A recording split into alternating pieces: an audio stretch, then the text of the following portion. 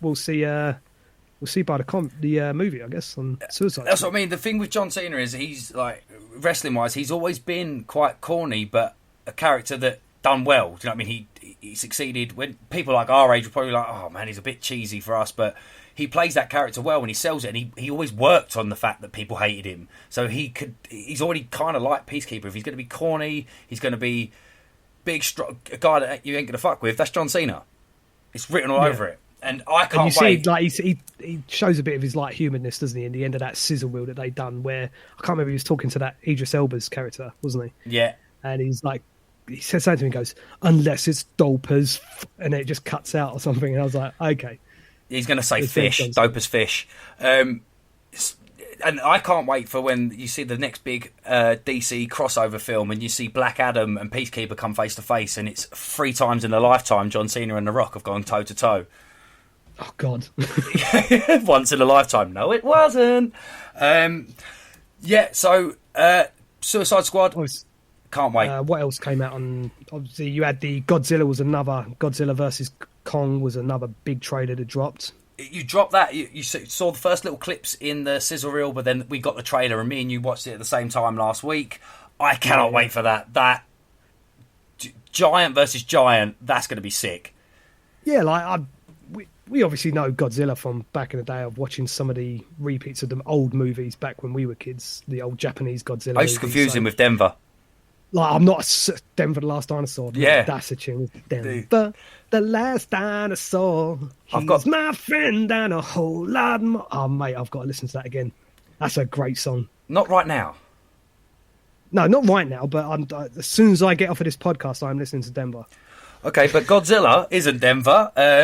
Godzilla versus Kong, that trailer, the fight scenes... They know how to make a trailer, didn't they? Oh, I mate. mean, as soon as it kicked off, like, as soon as you put some, like, rap metal in there, it's like... Dun, dun, dun, dun, dun, dun, dun, dun. I'm like, well, okay, this is getting real. And then you see King Kong come out now and just fucking give a haymaker to Godzilla. And it just all goes to fucking hell, doesn't it? Both of our faces on the screens when that happened, both went, I was like, oh, okay, shit. he just bitch slapped Godzilla. Yeah, and then instantly the rumours are starting that Godzilla that isn't a nice Godzilla, what's going on with Godzilla, might be Mecha Godzilla, which, if you've seen the old original classic clips of Mecha Godzilla, that's a motherfucking Godzilla, robot and guns and stuff coming out of him. Let's just face it, he doesn't stand a fucking chance, because now King Kong has fucking got Stormbreaker, summons the Bifrost, jumps through the air and aims for the head. Straight up, Thanos fucked that motherfucker, didn't he? Like, it's just like fucking just diving across the air with his fucking light up Stormbreaker and just like just blocking his fucking laser beam. It's got to be inevitable that Godzilla and Kong are going to team up. I just can't wait to see their tag team moves. Yeah, there's got to be a bigger picture there. There's got to be a bigger villain, isn't there? Godzilla versus Kong as a tag team. Could you imagine that? Like the head scissor combination they could do with each other. Godzilla standing up and Kong flying in and hanging his hand around his neck, swinging off. Boom! Haymaker to fuck. They had me on rap metal and fucking Stormbreaker. Godzilla versus Kong, going to be a great movie. HBO Max sizzle trailer. Next one that you've got coming out of that. Little sneak peek, just briefly touched. There was like a link back to Sopranos. You said you've seen half that. I've never watched it. Always wanted to. Never actually. It's one of those on my list that I did start ages ago, and you know what I'm like sometimes for jumping programs, and I ended up something bigger came on. I was like, oh, got to switch over to that. I ended up watching that, and I just stopped. But yeah, I watched like half it, and it is really good. And it is one of those ones where I'm saying that I will go back and watch it again from the beginning. But it's his son, isn't it, playing him as a younger version of Tony Soprano. I didn't know that. So yeah, it's like a prequel version. It's a prequel. Yeah, but it's actually his son is playing a young Tony Soprano. Oh, right. I did not know that. His name's like Gandolfini or something. James Gandolfini, yeah. Yeah, James Gandolfini. Like, obviously, he's dead now. He died before the film ended. They had to CGI him, if I'm right. Thinking he died. So he was in the film. He was meant to be in the film, was he? I've never seen it, but from it was one of those clips I'd seen on Facebook. People that died during a series, right? Okay. And he was. I didn't know that. They had to CGI him in to finish off Sopranos or something. But I'll have to watch it and find out. So yeah, no, it's his son is actually playing himself, so that's pretty cool as well. And then you got like Space Jam was thrown in there, which once again, fond memories. I love a bit of Space Jam when I was a kid. Such a good film. Space Jam. But this time it's LeBron James, isn't it? Yeah, LeBron James. And all we've seen so far is just a big, bright, purple-looking basketball court. And LeBron and Bugs looking up. Sold me. And I'm excited. I'm all for it. Yeah, 100%. I can't it's wait. Colourful. It's another Space Jam movie. Yeah, I'm for it. There you got Mortal Kombat as well. I'm pretty sure we've covered that before. Yeah, well, we mentioned it as obviously you don't see too much of it, do you? You see Sub-Zero. Yeah, you see like a little... Because in that new sizzle reel, they just showed you a couple of extra clips, and it was the Sub-Zero obviously summoning his little fucking ice sword and stuff. But yeah, another one, really looking forward to it. Tom and Jerry. You're a big... Yeah, Tom and Jerry as well. Yeah, Tom and Jerry. That's going to be... I remember the film that came out when we were kids. Quite fun. I remember being that. Yeah, but I saw it, and I'm just... It's one of those things where I'm just like... it's just another money-grabbing gimmick. I don't think it's going to be that good. But I'll probably end up seeing it with my daughter, and we'll see how it goes. We've got kids. We have to watch it. Yeah, I'm not overly... It gives us that reason to turn around and go, if I show you the original when I was a kid, it's even better. That's a dad's prerogative. Then, what else did HBO have on there? Yeah, we've got a big one, but before that, Conjuring, The Devil Made Me Do It. Don't know a thing about that storyline, but I love the Conjuring films. Yeah, I like them. They're, in terms of horror movies, I don't think there's been many decent horror movies out recently. I think the best thing in terms of horror that I'd seen in recent years was that Haunting of Hill House on Netflix. Yeah, that was creepy. In terms of just spookiness and that kind of scare factor. I think a lot of movies that have come out over probably the last decade have just been really lackluster for me. They're just not scary anymore. But The Conjuring had that because it's meant to be, it's meant to be not true. Necessarily scary, but yeah, they there's true things on it. And actually, funny enough, little bit of trivia for you because we are from Basden as well. Did you know? I think it was in the recent one I watched, the Annabelle one. They actually mentioned Basildon, one of Basildon's myths, in there. Oh, I don't remember it. Yeah, or there was that monster dog or something they used to talk about near the graveyard up in that Church Hill, St Nicholas Church. St Nicholas Church, where I was christened.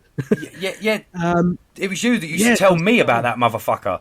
You used to scare the fuck out of me. You had a thing about scary stories and scaring the fuck out of people when we were younger. Love it. I know, but that's the story I remember. Something sparks in my memory about the Conjuring films of Basildon, or something to do with Essex anyway. Yeah, they mentioned it on the Hellhound of Essex or something like that. I can't remember the exact name of it, but yeah, that's they brought out, and I popped for that one. I was like, that's amazing. That's where I was born. But yes, they kind of go for all these true stories or urban legends from the Warren family, the couple that deal with it. I love it. I love them. Great film. I don't know what that story's going to... The Devil Made Me Do It. I'm assuming the devil's something to do with that one. I spotted that on the trailer as well, and I was like, I'm going to have to Google that one, see if that's linked to any kind of real stories or urban legends or anything like that, so find out a bit more about it. And the last big thing that you only saw the name of... Yeah, it is all around us. Quite happy about that, weren't you? The Matrix. The Matrix 4 is coming back. Yeah. Intrigued to see, because you've seen all three of the Matrixes, I'm assuming? I have. Loved the first one. Second two, I just have to watch them just to see them all three. Yeah, I was never a fan of the Matrix films. But obviously, Neo died. That's the main thing. Neo died, but Keanu Reeves, Carrie, I can't remember her name. It's not Carrie Fisher. That's Princess Leia, who's no longer with us. I can't remember her name now. Yeah. But I couldn't help you either. And more. But they're all back in it, aren't they? Yeah, they're all the main three are back. The main three are back. Whether Smith's going to be back in it again, hopefully not. It's going to be another bad guy, the agent guy. But the Matrix is filming, I believe, so should be expecting a trailer soon. Looking forward to that. Hopefully, they're going to rectify what went wrong with 2 and 3. That's my idea. If they do it right. So obviously, on the subject of HBO as well, you have just a couple of other movies and TV type programs that was mentioned throughout January. You've got Ghostbusters, which got pushed back. Again, I was really hoping for a Halloween release, an October release. Yeah. But unfortunately, that got pushed back to November. So I can see your Ecto one behind you. I've got my Ecto one here. This is the Ghostbusters film I've been looking forward to and wanting for a long time. I'm hoping it's going to live up to my expectations. I'm going to be devastated if this is a shit film. See, it's done by Jason Reitman. He's the son of Ivan Reitman, who created the original Ghostbusters. Yeah. And what I've been reading and stuff like that is that like there ain't no one better to do a Ghostbusters movie than the original, the very first Ghostbusters fan, the kid that grew up on the set with the Ghostbusters. He knew about it all. Didn't I read something as well that like he showed his dad's something to do with it? It was either he showed him the screenplay or he showed him thingy, and his dad actually cried and said it's everything it should have been. And that's what I'm saying. Everyone that was on the original set, obviously, we know that Dan Aykroyd's back, Bill Murray, and I really Ernie hope Hudson. they are playing the actual characters and not fucking cameos like it was in the other Ghostbusters. Like they've got to be, He's a because it's fucking Egon's taxi driver grandkids. and all We that know lot. it's I was like, Egon's grandkids that Yeah. are in it, so it's got to be. And in that trailer, they show you like all the collection of stuff he had downstairs, and that was his spores and funguses that he talks about in Ghostbusters 1. But Ghostbusters, and it's meant to be a love letter to the original Ghostbusters film, created by the son of the original director and creator. This film's got to. It's got to be coming back. I mean, supposedly even potentially that Rick Moranis may be back. Remember Rick Moranis? Remind me. Who? Honey, I Shrunk the Kids. Rick Moranis. Oh yeah. And he's I can't remember his name. We're terrible with names tonight. He plays Lewis, the little guy. And his story about him, because he was big in the 90s, wasn't he? Yeah, and then like, he was one of those actors, and then his wife died, didn't it? Yeah, and he did everything he could took the hiatus. Took the hiatus and did everything he could for his kids. So like fair play to him, man. To do something like that, he literally because he just dropped off the face of the planet, didn't he? And then when I found out about it, I was like, oh man, how fucking sad is that? Like, his wife died, and he was like, right, I'm going to drop all this. I need to be there for my kids. And then he did the right thing for his kids, you know. It proves why he was Rick Moranis. You loved Rick Moranis. Everything he was in, it was just comedy gold. He just gave you that opinion. He was just a nice guy. Obviously, was nicest guy in the world. He did everything for his kids. Gave up everything, in a sense. All right, he's still going to be making money because them films are still, but he gave it all up and just went with his kids when he could have carried on. And speaking of nostalgic as well, there was a TV series that was announced. I know what you did last summer. Quack. Oh! Quack. Oh, okay. I'm going down the horror route. You've gone down the duck route. Yeah, Mighty Ducks. Game Changers. Yeah, man, I remember watching those when I was a kid. I used to love those. They actually made me want to do ice skating. And I was like, Dad, I want to do ice skating. And then he took a look at how much it cost for skates, padding. He was like, yeah, fuck off. I went and got some rollerblades, got a couple of sticks, played around the garages in Basildon. Yeah. I wanted to be a duck. I always wanted to be looking Fuller. forward to obviously seeing that one as well. That should be interesting. It's going to be 10 episodes, I think. 10 episodes, and Emilio Estevez is definitely in it. He's got to be Gordon Bombay. I hope they've not scrapped that whole. I hope it's still. I reckon he's going to be training them because he works at the ice rink or something. He's like a mechanic. You see him working on one of the trucks on the ice rink, the ones that smooth. I don't know what they're called, but they smooth out the ice after a little while. But you see him kind of working on that. So I'm thinking he's going to do that whole go train the shit team. But he also says that if you're looking for skates and stuff, they're at the front. That to me was a little Easter egg because obviously a lot of them, if you remember the Mighty Ducks, he had that old guy. I can't remember his name. The old guy in it that run the skate shop, and he'd always go and work with him and help him build skates. So the skate shop was a little Easter egg, I think, or it might just been saying that there were skates over there. But yeah, Mighty Ducks.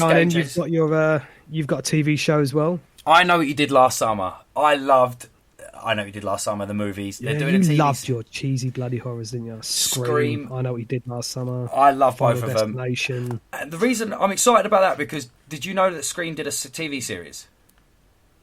Yes. Didn't watch it. I did. I really enjoyed it because what they did really, really well is it gave you the idea that it was the same story as the original.